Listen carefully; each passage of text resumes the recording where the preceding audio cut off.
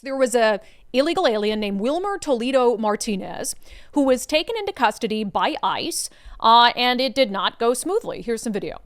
You need to back up. You need to back up. I can be right here. Or he's going to get bit again. Go. But did you hit my car? I need to No. Shy. Back up. You can go inside now. I'm not going to. I can be out here. Stand here. Do you have any weapons? Any knives on you? Federal agents from Homeland Security. You understand that? So you saw he's got a bunch of blood on him, and it's because the dog with Homeland Security had to help take him down because ICE said he resisted. And so that guy is now being held here in Washington State at the Northwest ICE Processing Center. Again, illegal alien Wilmer Toledo Martinez had to be taken down by a federal police canine. So before we get to the background of who this guy is, this is what Senator Patty Murray, a United States Senator representing Washington, had to say about it. My constituent, Wilmer, first of all, not your constituent. He's an illegal alien. Not your constituent unless you're trying to say that you want and don't care if people are here illegally, which that's never a position you've taken publicly. And unless you know that he voted or something, he's not your constituent.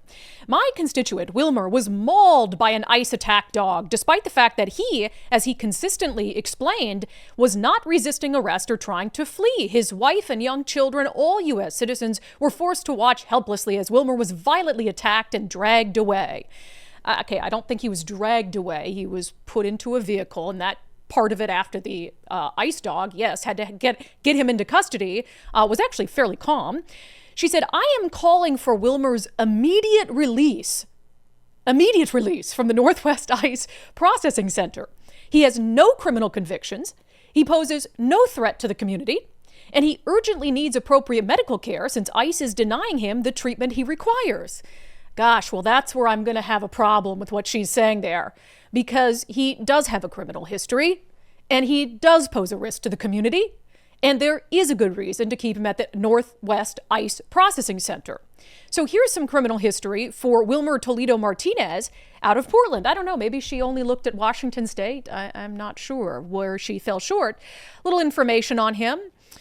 He's been charged with dealing heroin, theft, unlawful possession of a firearm, possession of a loaded firearm. So these are the kind of people that Democrats just absolutely reactionary, Trump bad, this guy got hurt by an ICE dog, I don't care to know any other information. This guy's in the country illegally dealing heroin that kills people. He's in the country illegally, unlawfully possessing a firearm. I thought Democrats hated guns. And I really thought they hated guns in the hands of dangerous criminals. This is the kind of person that United States Senator Patty Murray is spending her time using her influence and power to try to make people feel bad for, to turn them against President Donald Trump. And that's why I say when they come out with this fake narrative that, oh, Trump promised us he was only going to get the worst of the worst, even when he goes after the worst of the worst, you still have a problem with it. Because there is no reasonable time, manner, place where you would be okay with President Trump enforcing the nation's immigration laws. We saw this just last week with Katie Wilson, the new socialist mayor of Seattle. She comes out, when has she ever expressed sympathy for the victim of a crime? No, can't do that. But she'll express sympathy and use her power and influence to try to get the release of an illegal alien, Greggy Q.A.G. Sorio, saying he's been held for months at the Northwest Detention Center without proper medical care, despite his precarious physical condition. This is horrible. This guy is a domestic abuser. He's a burglar. He's a violent illegal alien.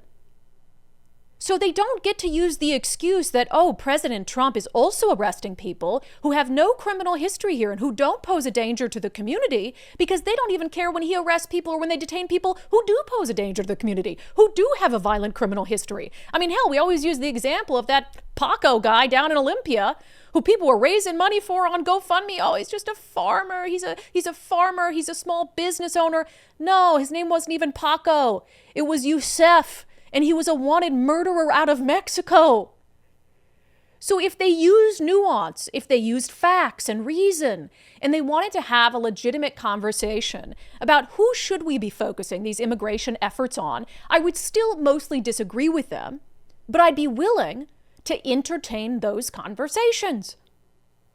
And the reason I say, and I've even come, and this is one of the reasons I think I continue to shift on this issue, is first of all, our state sanctuary laws are one of the reasons why, while ICE is out and DHS is out trying to round up targets for enforcement, convicted pedophiles and rapists, convicted murderers, burglars, domestic abusers, people with 4 DUIs, they're out there trying to find them. Local officials make it more difficult because they've provided those individuals sanctuary. They release them from jails without allowing ICE to come get them there. And so then what happens? ICE is out in the community and they're like, oh, we're going to take you. We're going to take your wife too, because she's illegal as well. She might not have any criminal law violations besides coming into the country, but we're here. The locals in this sanctuary jurisdiction forced us to get a team together and to come out to find you. So we're going to take everyone with you as well. And Democrats won't acknowledge that their sanctuary policies are actually leading to more arrests in the community that otherwise wouldn't have taken place. So they're not interested in facts. I think that's very clear. And they don't care whether an illegal is here with a violent criminal history or whether it's someone who only came across the border, has done everything else, worked or whatever it is, and they're detained. There's no difference to them. They'll advocate for them nonetheless if they can paint Donald Trump as an evil maniac. And then the media feeds right into it as well. We talked about this on the show last week, this crazy story from the Seattle Times. It was probably 2,000 words. In the headline of the article, an atmosphere of fear surrounds childcare after ICE detention. And it told this, harrowing tale, this long about how everyone involved in childcare in Washington state is fearful. And it made it sound like ICE is literally waiting outside your kid's daycare to find brown people and round them up. But of course, at the end of it, you had to read all the way to the end to find out in only one instance had a parent been detained by ICE on their way to a childcare facility. And in fact, ICE was so nice about it, they allowed her to continue to take her child to the childcare facility to make sure that she could make arrangements. And then they took her into custody and they deported her from the country.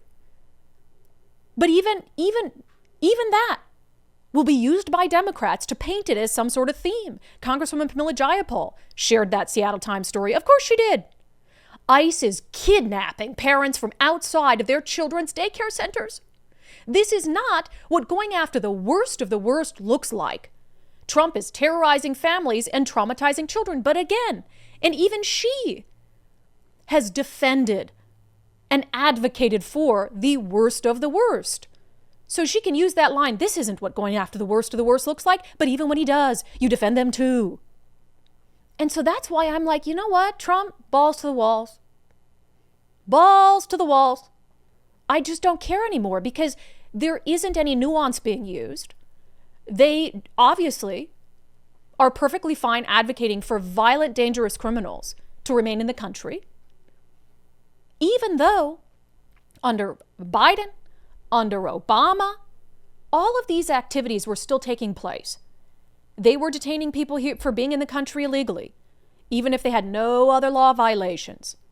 They were going into communities. I did a ride-along. I've done multiple ride-alongs with ICE and with enforcement removal. And I did it during the Obama administration.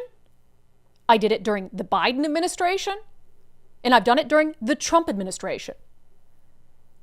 So these activities, these laws have always existed, but it's because of President Donald Trump, and that's becoming painfully clear. And so I have a hard time, I guess. Like, I have sympathy, and this is where I really struggle, because I want to be undivided and have these reasonable opinions on everything, and I think I do, and I try very hard.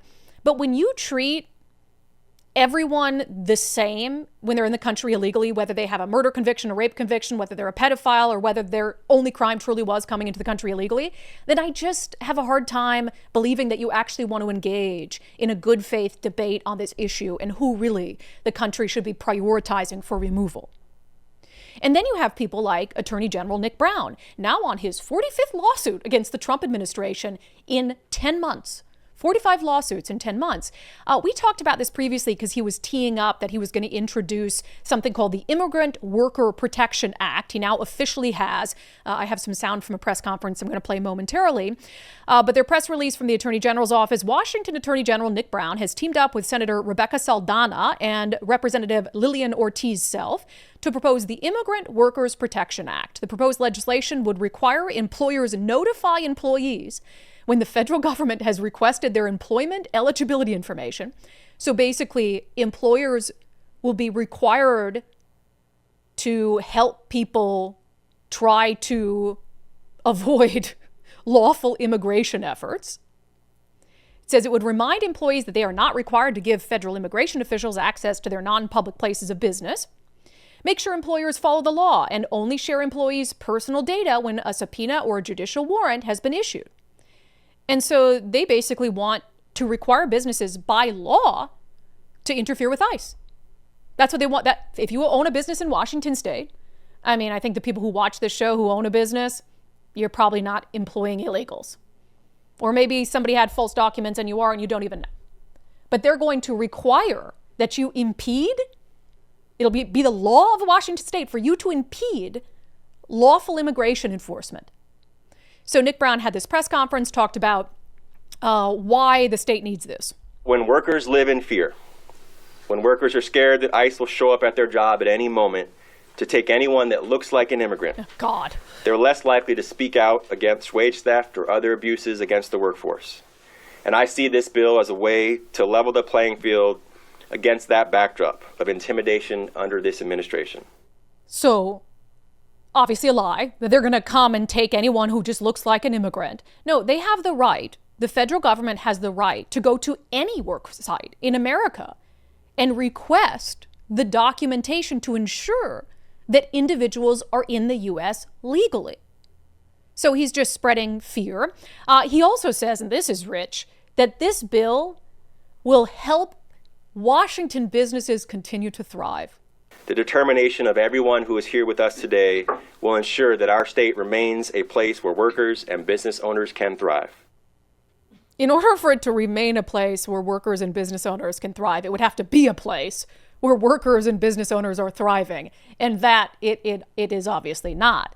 But are you suggesting that the only way that our business environment can thrive is if they're allowed to, without repercussion, employ illegal aliens? And you're the state's chief law enforcer? Those two things seem to be in conflict with one another. You want to interfere with the federal government and federal authorities and their right to carry out lawful immigration efforts, and you're the state's chief law enforcer. Is that even legal? How can you do that job? It makes no sense. State Senator Rebecca Saldana, a Democrat who represents Seattle, really, I would say socialist light. She spoke at this press conference and go ahead. Because it's not just the workers that are afraid. It's the employers that are afraid. It's our restaurant owners and our car dealerships. Why? And the auto repair shop. It is about our grocery stores. Interesting. It is about our schools, where there is a lack of clarity about what are their rights and what are their responsibilities. Because their workers are their neighbors. They're their friends. They are the ones that they go to the soccer games with. Gee, what would they be afraid of? ICE, if you're watching, she just gave you a full list of types of businesses that she's acknowledging you will probably find some illegal aliens at. Auto repair shops, used car dealerships, grocery stores. What are they afraid of? That is the key question. And then she tried to make this about, oh, this is really sad. Wait, I will say, it's always sad when kids get wrapped up in this, right? When you're a young kid, maybe your parent came here illegally or they brought you here illegally or whatever it is, I never blame the kids. But at the end of the day, if their parent gets scooped up or they're deported with their family, that's not the federal government's fault. That's the fault of their parents for putting them in that situation. My kids were afraid. They were afraid that their classmates were going to be sent back to countries they never knew. We had children asking, is there Chuck E. Cheese in Somalia? Because that's where they go when they celebrate their Eid. Okay. I'm sorry, but wanting to go to Chuck E. Cheese, it does not grant you citizenship to the United States. And yes, that's a cool, and do people still go to Chuck E. Cheese? I thought we've all decided it's pretty creepy. It's pretty creepy. But that aside, I'm sure the kids from Somalia love Chuck E. Cheese. But, you know, they could enjoy Chuck E. Cheese if their parents came here legally. They could enjoy Chuck E. Cheese and even better places, or amusement parks and all these cool things, if their parents came here legally. Just because a kid wants to go to Chuck E. Cheese doesn't mean that they get granted citizenship to the United States. So I just refuse to fall into this trap of sympathy because, oh my gosh, you know, this mom was just trying to bring her child to daycare. Okay, well, she's illegal. Like, what do you want me to do about that? Oh, the kid just wants to go to Chuck E. Cheese. Okay, but their parent brought them into the country illegally. Like, sorry, I'm not going to feel bad about that situation. And of course, we have this whole other array of consequences for being a sanctuary state and, frankly, being a neighbor to multiple other sanctuary states. You know, we've had this string of big rig incidents and crashes involving people who either improperly were issued a CDL or who are in the country illegally and don't even have a CDL. Did you hear about this crazy crash on I-5? The details of this are astonishing. This happened Thursday in Lacey. So an unlicensed driver, this is the headline from Cairo Radio, an unlicensed driver was arrested after a car carrier nearly flips on I-5, sending 3 to the hospitals. There's this big pileup caused by this truck driver who is carrying vehicles. Well, homeboy is from Mexico, doesn't even have a license to drive a big rig, was working for a California company. It says the driver has been identified as 40-year-old Juan Hernandez Santos of Mexico. The truck hit several cars, including the school bus. Fortunately, the driver of the school bus didn't have any kids on board. 3 people were sent to the hospital. Troopers from the Commercial Vehicles Division were brought in, and it quickly became clear that the driver should not have been behind the wheel. The driver of the semi did not possess a valid commercial driver's license from out of the country or within the United States. So he didn't even have like some sort of, you know, commensurate driver's license from Mexico. Nothing. The driver didn't have insurance either. Wow, shocking. Hernandez Santos was arrested and taken to the Thurston County Jail. He's still listed on the roster there. He was arrested on suspicion of driving without a commercial license, which is a gross misdemeanor, but the charge listed this morning is driving while license suspended, which comes with an automatic 10 days in jail if convicted.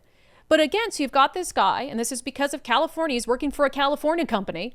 How can you be employed to drive a big rig? We already know the issue. One of the issues in California, similar to Washington State, is they were issuing CDLs, but weren't following some of the federal requirements in order to get a CDL. This guy didn't even have a CDL. How the hell can you drive for a company, a big rig, and not even have a commercial driver's license, let alone the fact that you're in the country, you're a Mexican national, you're not even a U.S. citizen.